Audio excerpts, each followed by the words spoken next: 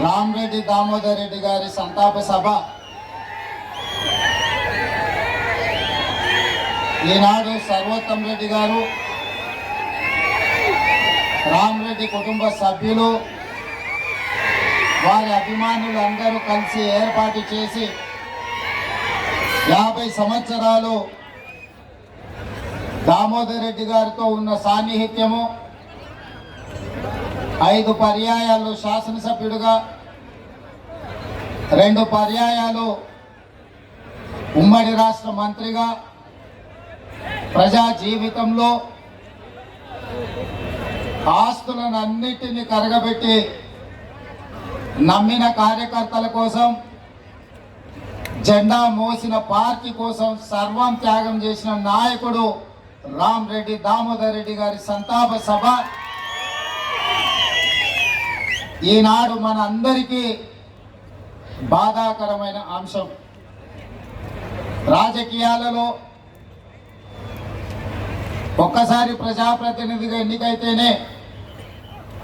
ఆస్తులు కూడబెట్టే కాలం. కానీ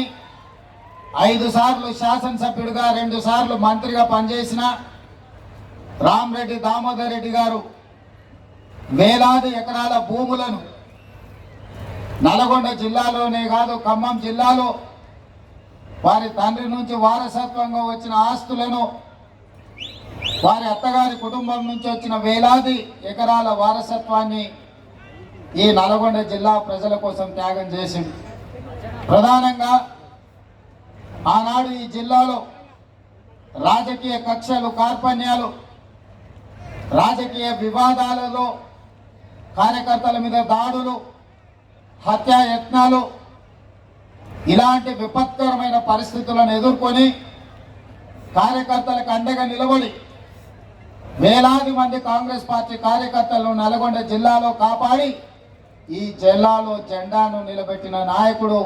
రామరెడ్డి దామోదర్ రెడ్డి గారు ఈనాడు మన మధ్యలో లేకపోవడం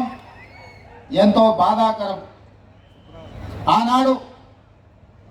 రాజకీయాలలో కార్యకర్తలను కాపాడుకుంటూనే నల్లగొండ గడ్డను పట్టి పీడిస్తున్న ఫ్లోరైడ్ బాధితులను ఈ ప్రాంతం వరల్డ్ హెల్త్ ఆర్గనైజేషన్ ప్రజలు జీవించడానికి యోగ్యం కాని ప్రాంతము,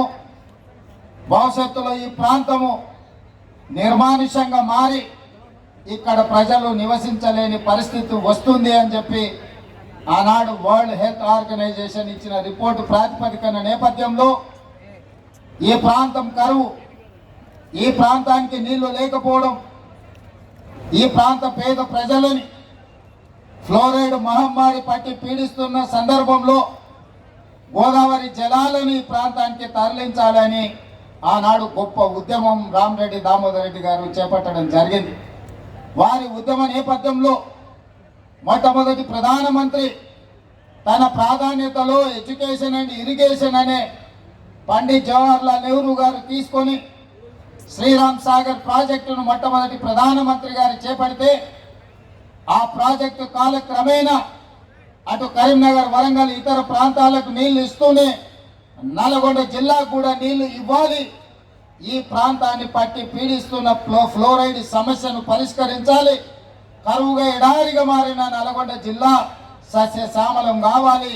పచ్చని పంటలు పండాలి అని ఆనాడు 40 సంవత్సరాల క్రితమే ఎమ్మెల్యేగా ఎన్నికైన దామోదర్ రెడ్డి గారు ప్రజల కోసం కొట్లాడి,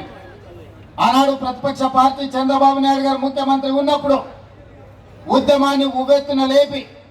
ఈ ప్రాంత ప్రజలందరినీ కూడగట్టుకొని ఆనాటి ప్రభుత్వం మీద ఒత్తిడి తీసుకొచ్చి ఎస్ఆర్ఎస్పి స్టేజ్ 2 ప్రాజెక్టును ఆనాడు రామరెడ్డి దామోదర్ రెడ్డి గారు సాధించి ప్రజల పక్షాన విజయం సాధించింది.